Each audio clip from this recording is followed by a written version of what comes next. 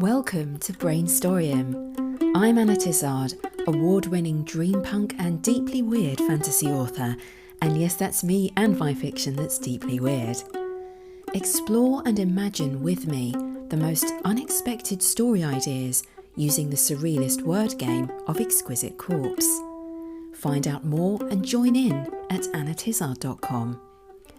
This is a storytelling challenge unlike anything you've tried before.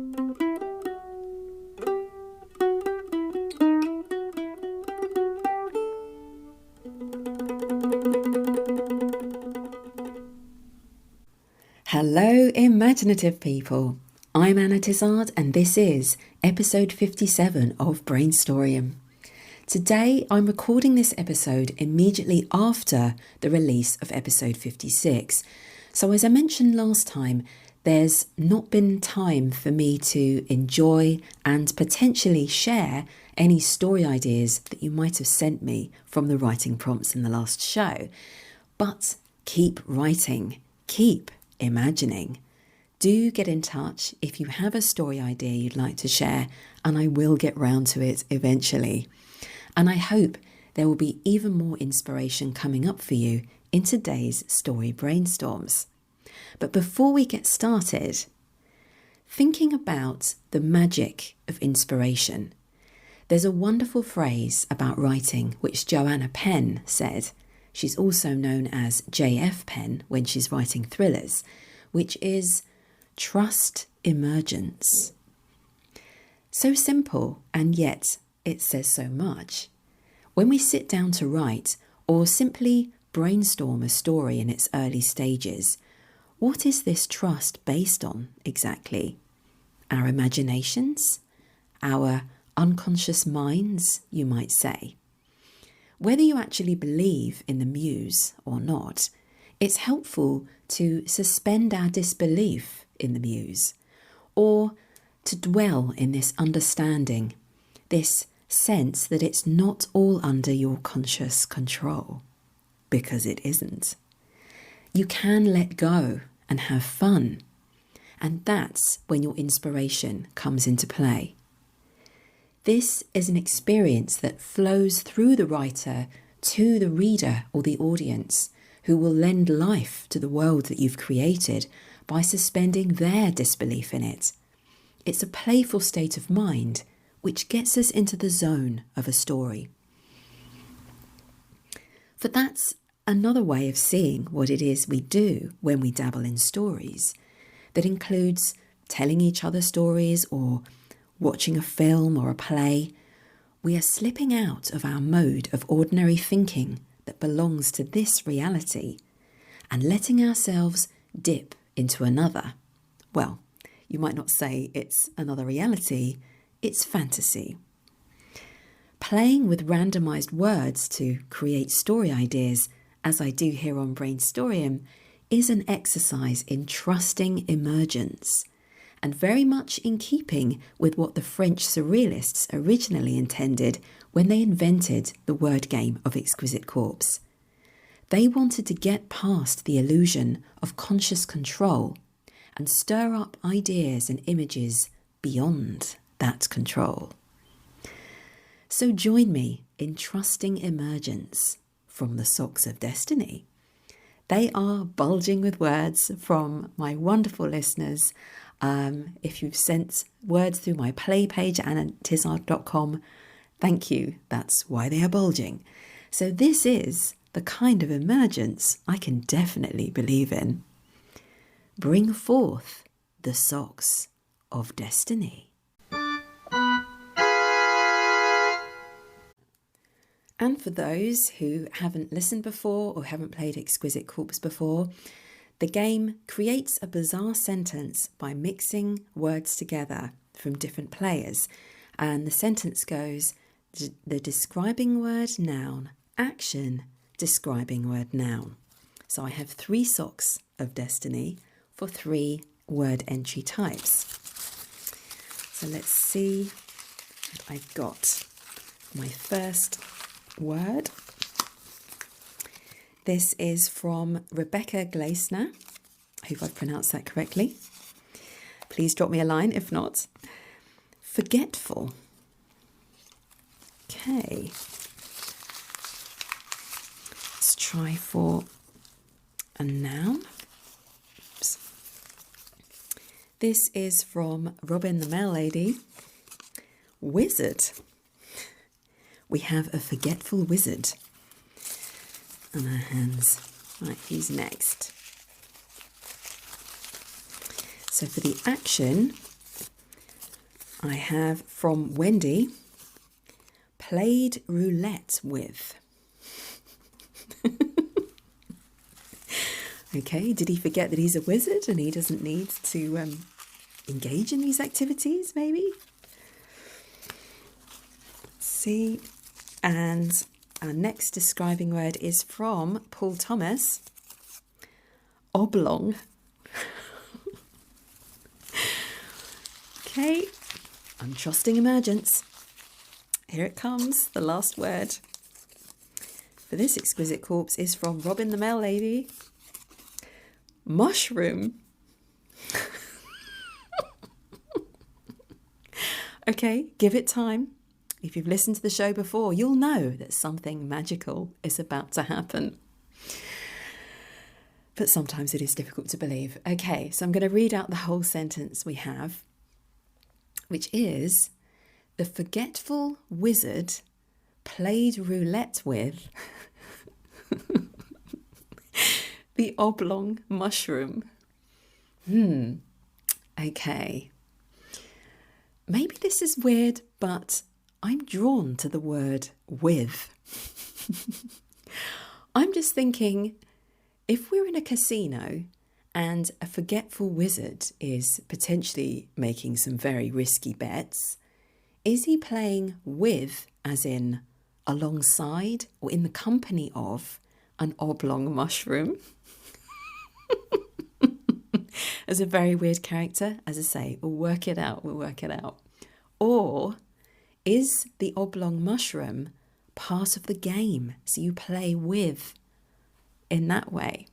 Do you roll a button mushroom instead of a ball or a dice or whatever it is and see which number it lands on? Okay, I'll be sensible soon, I promise. Also, playing roulette with could be taken proverbially.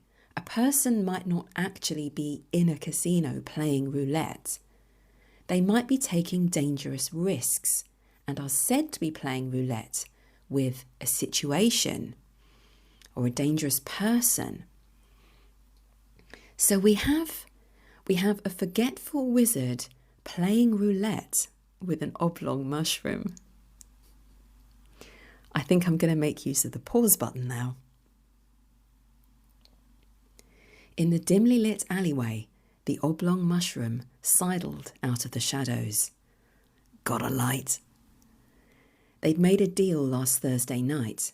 It was pay-up time. The wizard shuddered into his cloak. No matter how doddery and forgetful he became, he'd never forget that smooth grey face emerging from shadows like a slice of the night.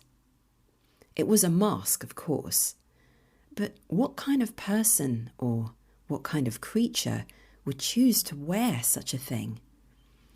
2 holes punched in it for eyes, but they were the worst. The wizard glanced away, unable to meet those flickering eyes set deep into the holes, catching the light from the casino behind them. Distant music thrummed on. You either have it or you don't. 1 week, stammered the wizard. 1 more week and I'll have it. That's not what we agreed. But I can't make the potion any faster. The ingredients were harder to get than I originally thought. I did warn you. You warned me? He, or it, retreated into the shadows, chuckling horribly in a puff of his smoke. The wizard smuggled down his disgust.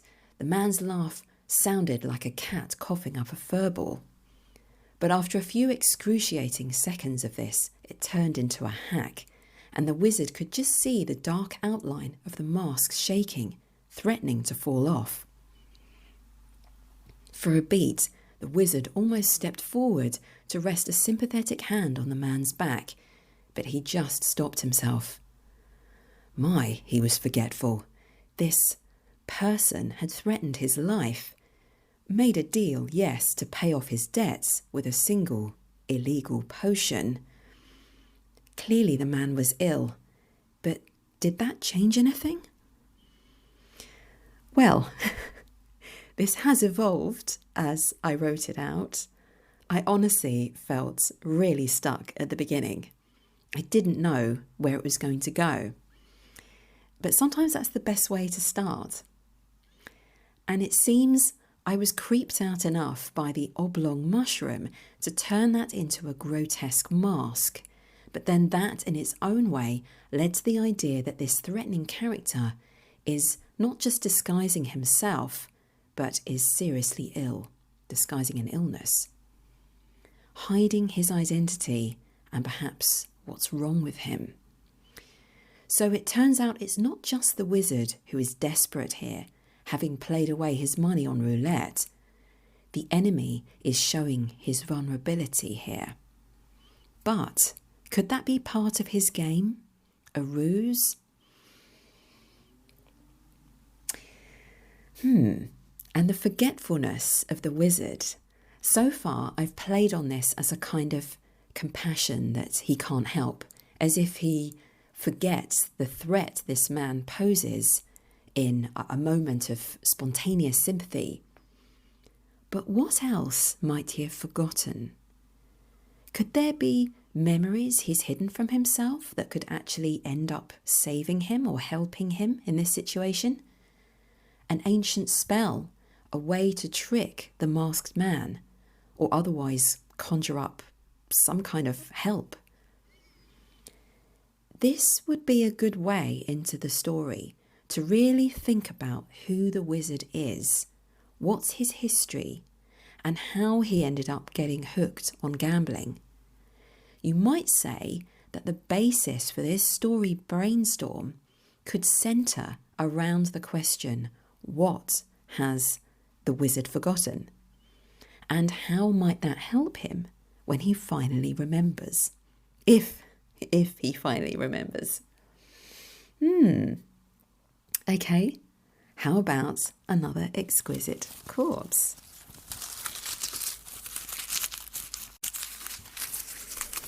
Okay, oops, got one caught on my finger. What is this? This is from Sean, also known as Blue Wizard Facts. Gaunt is our first word. Okay, let's grab a noun.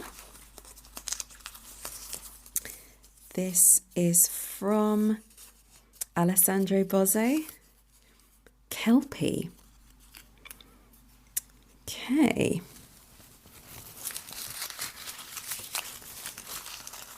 Let's get an action. This is from, Sean again, Blue Wizard Facts.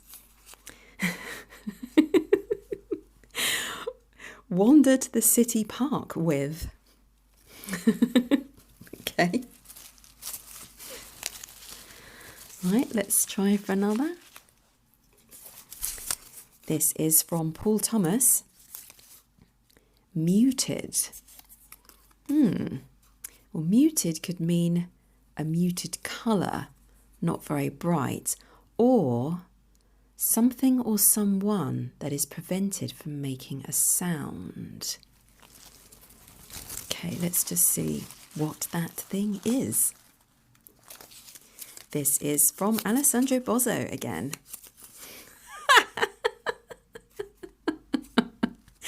Ice cream sundae.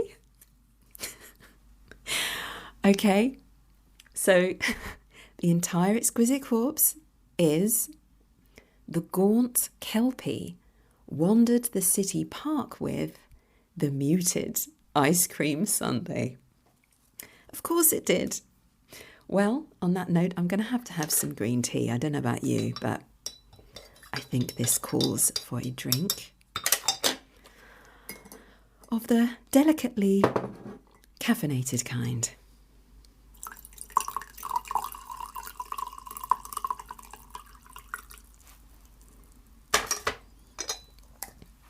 Right.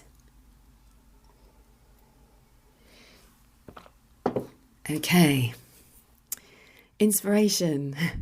It is time for you to arrive. Okay. I wrote a note on the piece of paper that I've written Kelpie down on.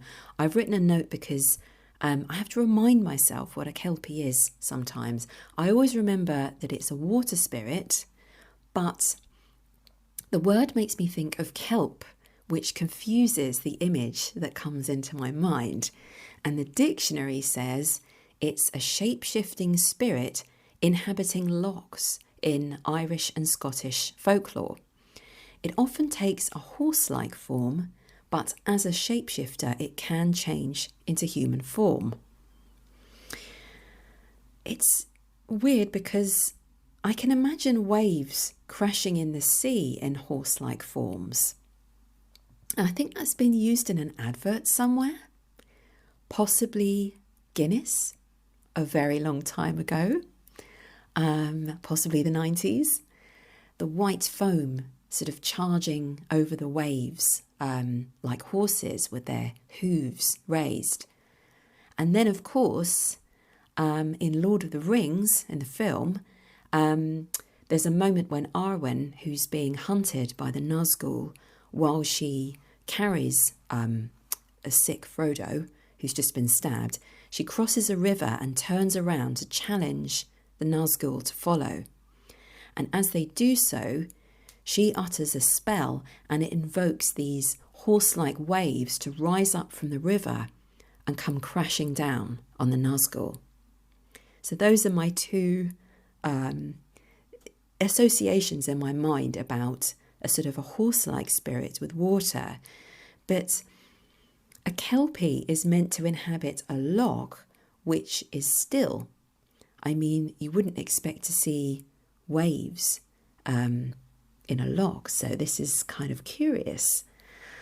But still, here we have a gaunt Kelpie wandering the city park with a muted ice cream sundae. Thank you, Alessandro Bozzo, for the ice cream sundae. Okay, from the top, Gaunt suggests the Kelpie is unwell, or she's in shock, or maybe it's the effect of being so far from her natural habitat. But why is she here in a city park with a muted ice cream sundae? She feels weak. She needs the sugar. Maybe this is the only way she can sustain her shape-shifted human form so far from her home, the loch.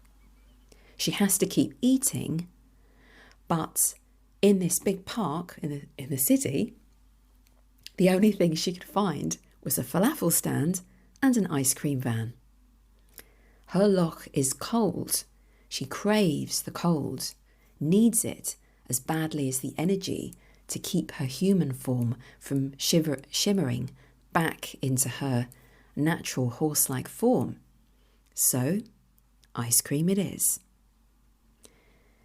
She avoids the glare of the sun and the harsh blue sky by keeping to the shadows of the trees. They rustle and sigh above her, massaging the breeze. Hush, she whispers under her breath. I'm trying to listen. I'm trying to find his voice. The park is a riot of colour and sound as people, so many people, laze in the lunchtime sun, yak on their phones, to each other, to laptop screens, sometimes to themselves. Sunshine pauses and scoops another mouthful of her ice cream sundae. At least she's trying to think of herself as sunshine. A man on the train into the city had grinned at her and said, "Hello, sunshine." And she wondered if that's what suits her, a human name she ought to adopt, at least temporarily.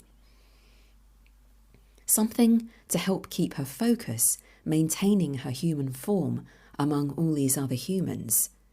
She's never seen so many at once. The voices swarm confusingly, like a big blanket of bees hovering under the sun, murmuring. Closing her eyes, biting into her wooden spoon and pressing her feet into the grass, Sunshine reaches for the voice that spoke to her across the loch. In her mind, the blaze of the sky darkens to the moody indigo clouds that had waited over the loch when the man had come. Tourists often arrived in small groups or in couples with their binoculars, their maps and their quick smiles, and sometimes flipping through a little book of folk tales and legends purchased from the local village's only bookshop. This man was one of those curious people who craved the myths and stories of monsters and spirits that were said to occupy the loch. But why had he come alone? And when heavy rain was so obviously imminent? Did he understand that the veil between the spirit world and the loch grew thinner just before a storm, when the clouds above the water roved in their reflections, deep, dark and indigo? Okay, so what next? This story could move in substantially different directions. So far, it's clear that the Kelpie has met, or at least seen, a man at the loch. Perhaps they've spoken. She's certainly heard his voice. But why has she travelled so far into the city to follow him, to track him down, struggling all the way to maintain her human form, though with the help of some cold, sugar-rich ice cream? The options I'm thinking of are paranormal romance, the Kelpie has fallen in love with him, a thriller, possibly even horror, where he's either attacked her or a loved one, another Kelpie in her home loch, and she's seeking revenge, or some other mystery surrounding a secret. It might be to do with his unusual understanding of how the magic of the loch works. Perhaps he invoked her with a spell, forced her to show herself against her will, which the average tourist would not know how to do. Maybe she's frightened of what else he might know and who he might tell in the city. It could mean that her home is under threat and she has to stop him, though she doesn't yet know how. I really like that idea. Okay, it's almost with reluctance that I'm moving on to the next Exquisite Corpse, but gotta have a third one. Right. First word is from Wendy. Brown-thumbed. Now, I did have to look this up, actually. It means the opposite of green-fingered, i.e. you're not good at gardening. Next word is from Robin the Mail Lady. Dagger. Okay. So a dagger is bad at gardening. All right. So the next word or phrase, because this is an action from Sean, also known as Blue Wizard Facts. Brought flowers to. Interesting. Okay, so the next word is from Wendy again. Passionate. And our final word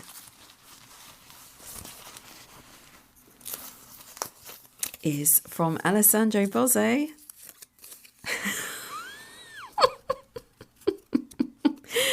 Quasar. Okay, yes, I had to look this up. It is, in summary, a rare and extreme class of supermassive black hole. Thank you for that, Alessandro. So I'm going to read the entire Exquisite Corpse and probably have some more green tea because this looks to be a tough one. But we will get there. Trust in emergence. The brown-thumbed dagger brought flowers to the passionate quasar, or rare and extreme class of supermassive black hole. Okay, more green tea. I'll give it another stir.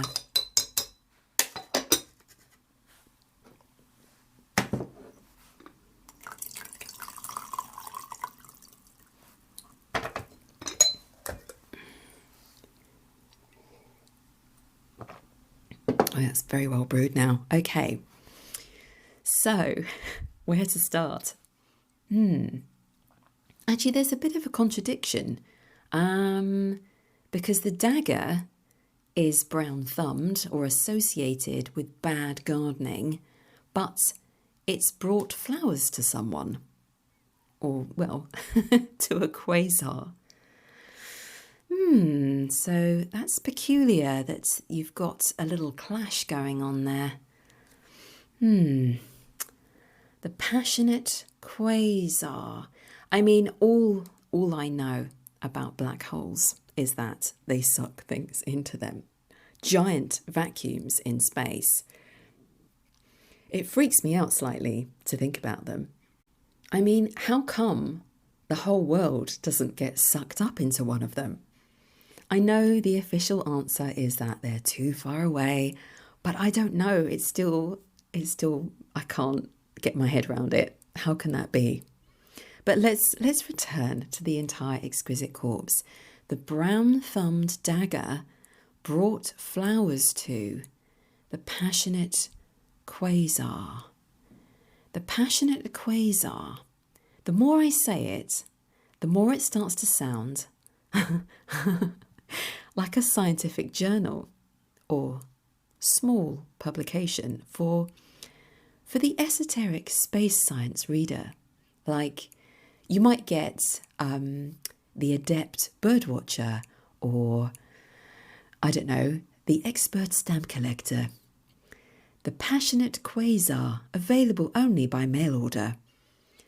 I mean, the readers themselves are not actual quasars, but maybe it started off as the passionate quasar enthusiast, but this was just too wordy.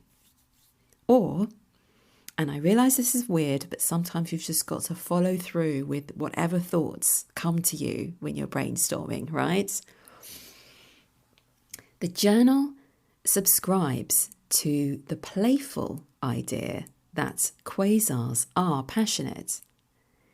They're certainly hungry things, swallowing up everything in their path.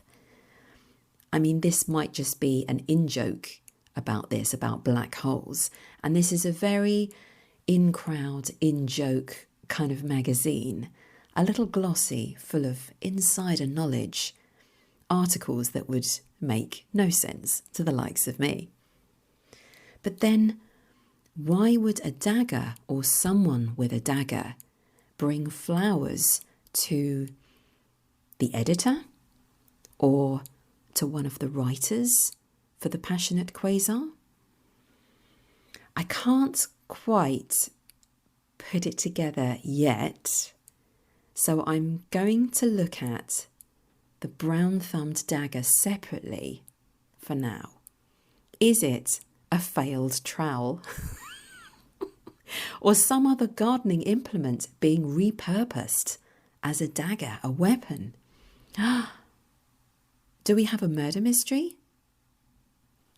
Someone wants to kill, or threatens, the editor of the passionate quasar and uses a repurposed trowel to do it.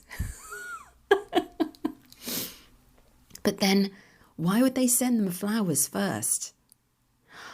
Was this the murderer's foot in the door, posing as a secret admirer? Those little notes that come with flowers when they're delivered. I love your magazine. My life is a supermassive black hole without you. Oh, that's terrible. Please don't ever use that in a love note or one of those tags when you send someone flowers. I'm sure you won't. But here, I guess it could work if you're trying to wheedle your way into a space geek's heart. But then there is a dagger that is to wheedle its way into the space geek's heart. But why? Who? What about an alien? The editor of The Passionate Quasar, let's call her Maxine, is comparing designs for the next front cover when the flowers arrive. Orchids? So expensive and rare. That's the third time in a fortnight and she still doesn't know who he is. Bob, or so each tag is signed, claims to have met her at a sci-fi convention last year, but she doesn't remember him. The new tag reads, "Let's meet tonight and we can share our quasar passion." There's a phone number underneath. Like a supermassive black hole, the inevitable tugs at Maxine, pulling her into a series of events that will lead to her attempted murder. The last thing she'll remember when she falls unconscious on the restaurant carpet is that hand around the dagger, a greyish-green colour around the fingertips as they tighten around the dagger handle, which is brown, patterned with flowers. Orchids? From her hospital bed, Maxine's mind races over the blur of the last hour. Bob seemed ordinary, pleasant enough to talk to, though the way his lips tightened around the word quasar made her stomach do a flip. Something wasn't right. His interest in the journal was too keen, too sharp, like the quick knife that plunged into her side before he vanished right before her panicked eyes. Why did he attack her? Who was he? What was he? The title of her journal. Since they dropped the word enthusiast from The Passionate Quasar, Maxine had been writing a series of articles which dabbled around a funny hypothesis suggested by a sci-fi writer who'd passed away recently. It was very sad. The idea, which he declared would be explored fully in his next novel, and which he never got to write, was that quasars were conscious, intentional beings. A silly thing, really, to reference in a scientific journal, but Maxine always throws in a bit of humour these days. Her readers have come to expect a light-hearted, tongue-in-cheek column alongside all the heavy science. Ever since that time she used AI to playfully invent funny monsters that could, hypothetically of course, live in space if there were the tiniest adjustment of atmospheric conditions. It was all just a bit of fun. But now the news of the sci-fi author's death thrums uneasily in her mind. Had it really been an accident? The newspapers said he'd fallen off a mountainside on a walking holiday. But what if he'd been pushed? Were his ideas dangerous? And she, Maxine, has been writing about the very same ideas each month. What if quasars could think? What if quasars were passionate? Well, that was pretty weird. Who'd have thought that the brown-thumbed dagger brought flowers to the passionate quasar, and for what reason? So, what have we had today? A mysterious figure in an alleyway with a hacking cough and a very strange mask, making deals with a wizard who's in debt. But what has the wizard forgotten that could save him? A gaunt kelpie in a city park, trying to track down the man who knows too much about her kind. And an alien serial killer. Of course. Because those sci-fi stories are just a little too close to the truth, and any such knowledge may threaten other worlds. How peculiar that all of these story ideas have something to do with secret knowledge. Does that say something about my unconscious mind? That I've interpreted the story ideas that way without realizing it at the time? Or is it all random and it speaks more of a strange serendipity that exists between us that caused my listeners' ideas to come together in that precise way? I might not believe in it completely, but we all need to suspend our disbelief sometimes in magical possibilities, because that is how the magic is invoked. The magic of storytelling and of our imaginations. On that note, until next time, go forth and be inspired. I hope you enjoyed today's Brainstorium. You can find out more about Exquisite Corpse and my series, The Book of Exquisite Corpse, at annatizard.com. Subscribe to my e-newsletter and you'll get Volume 1 for free. And while you're there, why not submit a few words to the Socks of Destiny on my play page? You may inspire me or inspire yourself to write a unique new story. See you next time.